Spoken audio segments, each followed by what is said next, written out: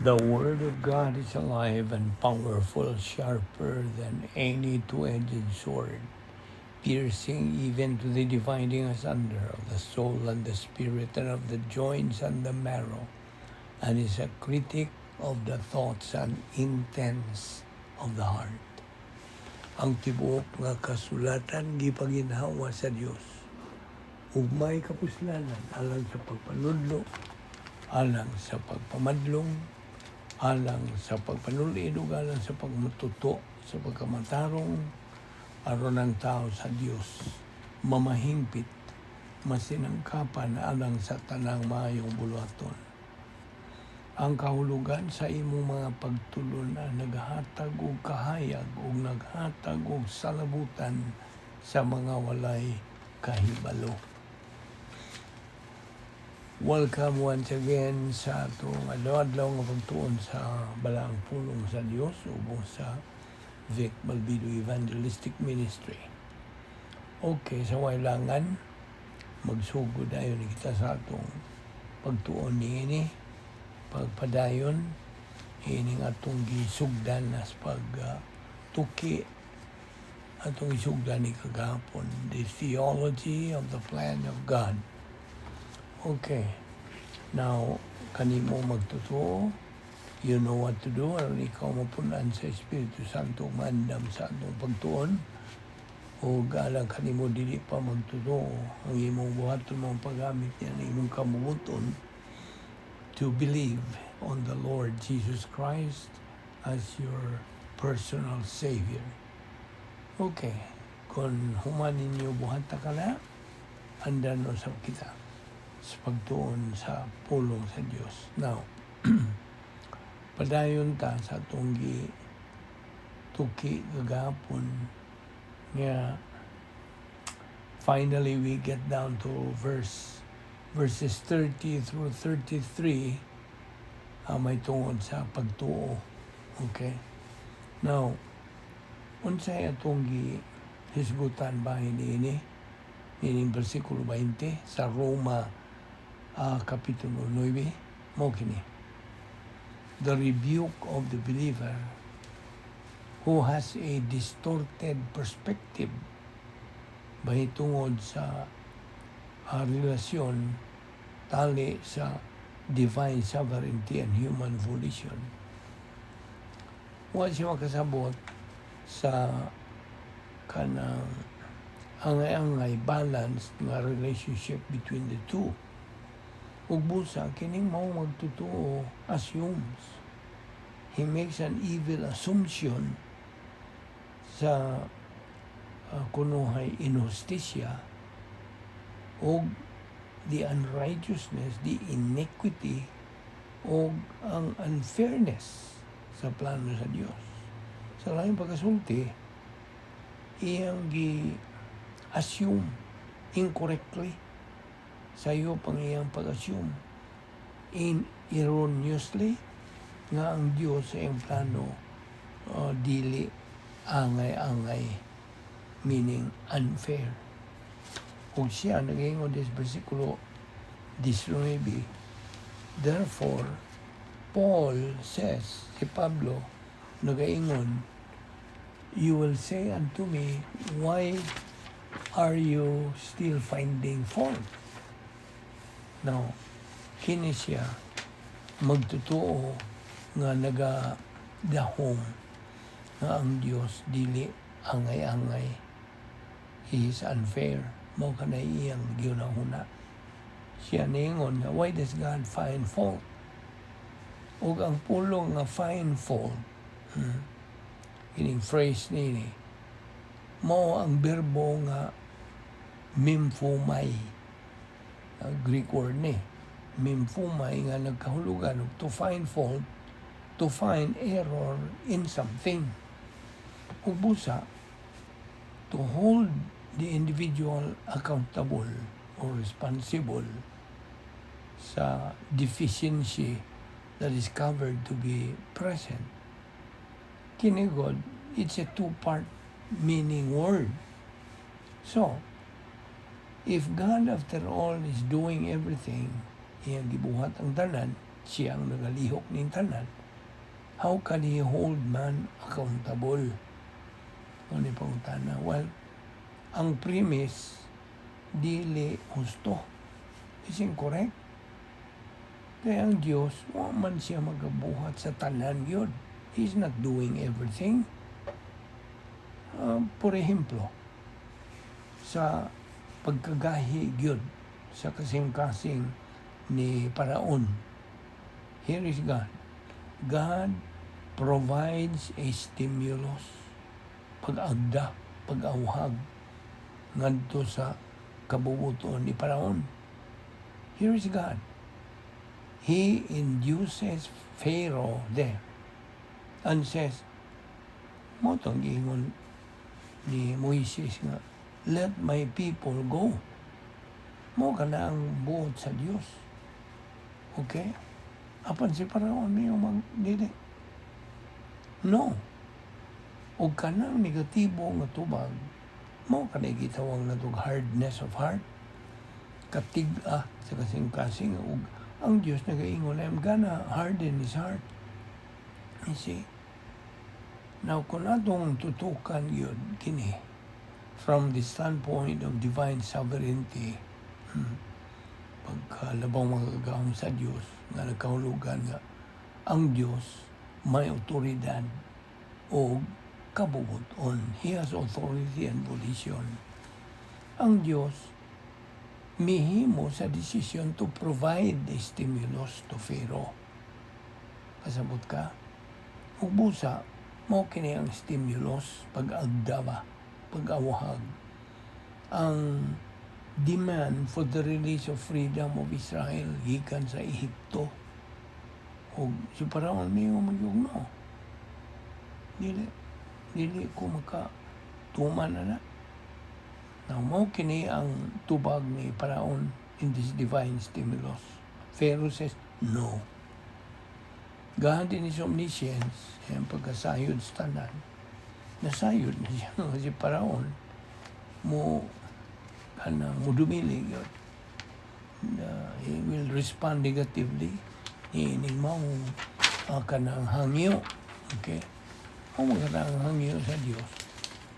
So, ang Diyos, nasayod siya in advance sa tanan that's going to occur. Sayod na siya. And I could predict. I'm not God, obviously. Di man ta Diyos. O di man punta o ang tagasayuran sa tanan. But if I went today to 12, to 12:15, or 12:30 or quarter to 1, makasiguro ko sa tanan.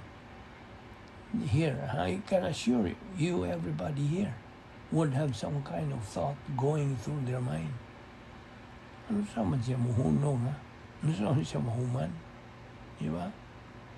So, ang Diyos na sayod sa tanan.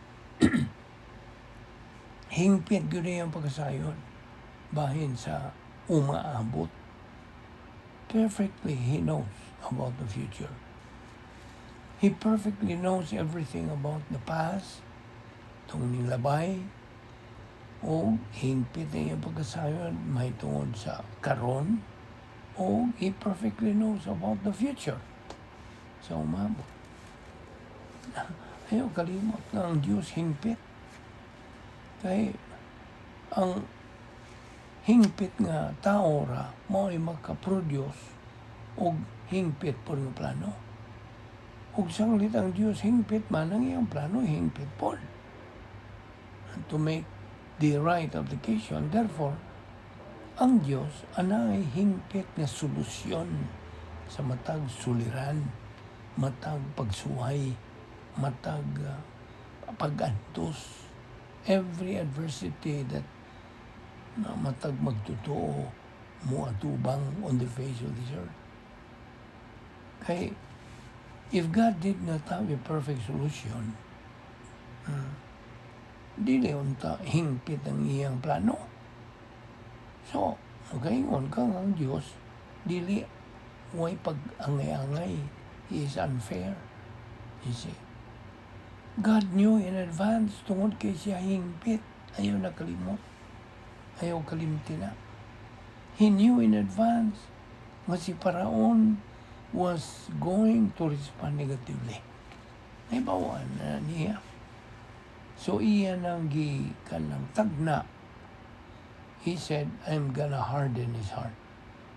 Now who hardened Pharaoh's heart? God said, I'm going to do it.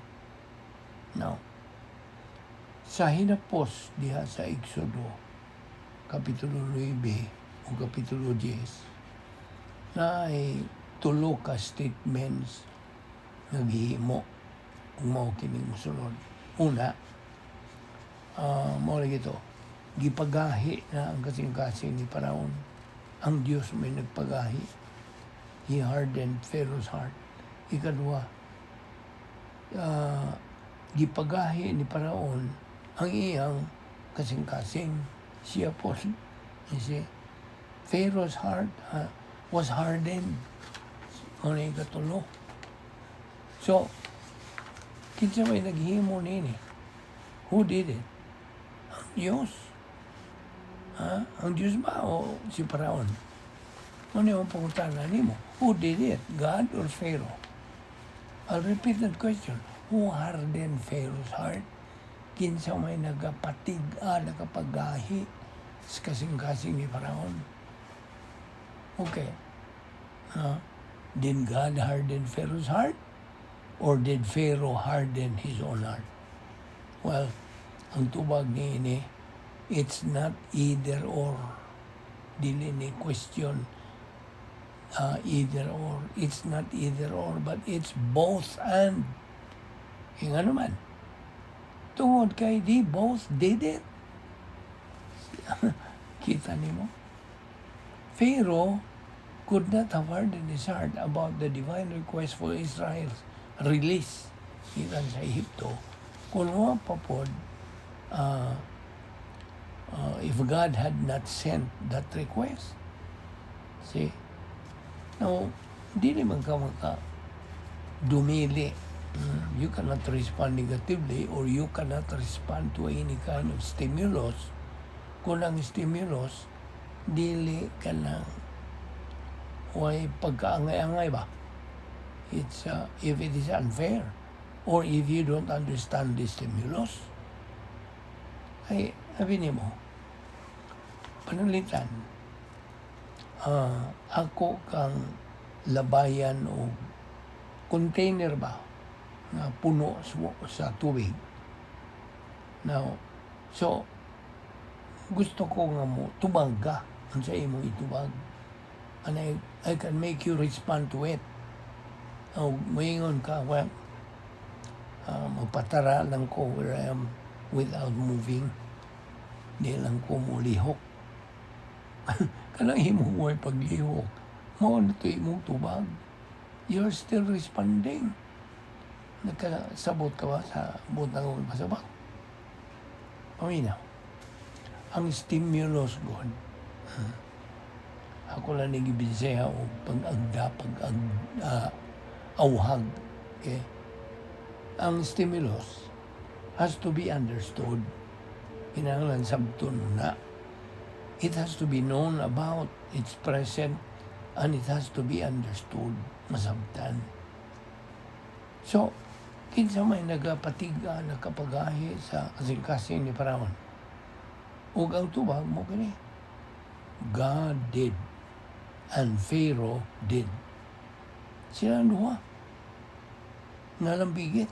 Both of them were involved. Kaya ang Diyos, mao ang stimulating cause of hardening. Si Paraon is the responding cause of hardening. They both did. Magkasabot ka ba? Silang duha. Now, and God hardens and softens ang sa matag sakop sa kaliwatan sa tao kung bahin na sa God consciousness with regard to the gospel, kung bahin na sa kaluwasan, may malita sa kaluwasan with regard to the world. Now, God mo patiga, hardens believers with regard to the Word. When the Word of God is taught, kung itudlo na ang pulong sa Dios, ug musalikway ang magtutuo nini, mo na'y buto na bot. It is hard. He is hardened. Gipagahi siya. Now, ang Diyos hardens if He provides the teaching of the Word. Ug ang magtutuo, mutubag, mudumili nini. Then, kung mahitabo na, God is glorified, ba? Yes, mahimaya ang Diyos. God is glorified by Pharaoh's negative volition. God is glorified by whatever volition does. See? Nagahimaya kini sa Diyos tungod kay ang kabubuton nagliho. Because it is functioning. Kasabot ka ba? Og nisayos na nga ang kabubuton gawas nun. The volition is free. Now, panalitan. Makapalit kang bagong sakyanan. O ang maong sakyanan, murag mo funksyon o maayo. It's malfunctioning. Now, of course, makahimaya ba na sa kanang manufacturer niya ng maong sakyanan? Hindi. That's a black eye for them. Musta? That's a detriment to their quality sa ilang workmanship. Okay, usbo na ko nga ang kabubuton o ang kabubuton o free will, volition mo, or ano sila, kinigawas nun. It's free. O regardless of which way it functions, kini nagahimaya sa Diyos. Sabtag na. Busa, makita nimo nga kung gipagahi na ang kasing-kasing ni Paraon, ang Diyos mo ay stimulating cause. Mo na, ang kaparaon mo to iyang responding cause. Kaya ang Diyos nasayod in advance what was going to happen. Nasayod na ang Diyos. Mahinungdan nga iyang tagna na. I'm going to harden Pharaoh's heart. So, while all of these are sovereign divine actions, ang tawanon nga kabubuton malambigit yun. And therefore, there are some who do not understand. If most, karong panahon na, dili mo sabot sa relasyon tali sa Diyos nun nga pagkalabaw nga kagagahom o sa tawhanon nga kabubuton. They do not understand the relationship between divine sovereignty and human volition. Gani, daghan kanila nagatudlo diyas mga seminaryo. A lot of them are pastors in churches. Nabaw ka ba? And they have got that hyper-Calvinism, that hyper-sovereigntyism. Ang diin mo yun sila nga, God is in control of everything. Una ilang isulti. Bueno, if God is in control of everything, then pangutan-an sila, where did evil come from? Namo na. Di naman gikan ang dautan nga mo man pulisa ni Satanas. Does that mean God produce evil? So, kung tinuod nga imong pagtuo nga ang Diyos mo ay nag-produce sa dautan, that means God is an evil person. Is that it? Mo ba? And do you know how they respond to it? Ini mong putana. Mayroon sila, that is the sovereignty of God. And we cannot understand it. Muna ilang tubag. So, their stuck answer, you cannot understand it. They would say, Muna ilang tubang. And we say no. We understand it. You don't. Muna labing tinuod. Do not try to impute your ignorance to us who understand it. Ayaw. Dili may kanang da sa inyong baruganan. You see, just because you don't understand it does not mean somebody else might not be smarter and may understand it instead. Bueno, nobody in human history has ever understood it. Bueno, si Pablo, nakasabot ni ini sa iyang pagsuwat ni ini. Si Isias, nakasabot ni ini. Si Jeremias, nakasabot ni ini. God, the Holy Spirit, understands it. Just as the other two members sa Balang Trinidad. Ug kini gibutyag diha sa iyang pulong. It just takes some digging, pag-utingkay, pagkuy-kuy, and some desire to figure it out. See? It's a brain power. Ato ning ipadayon ugma. So, see you then.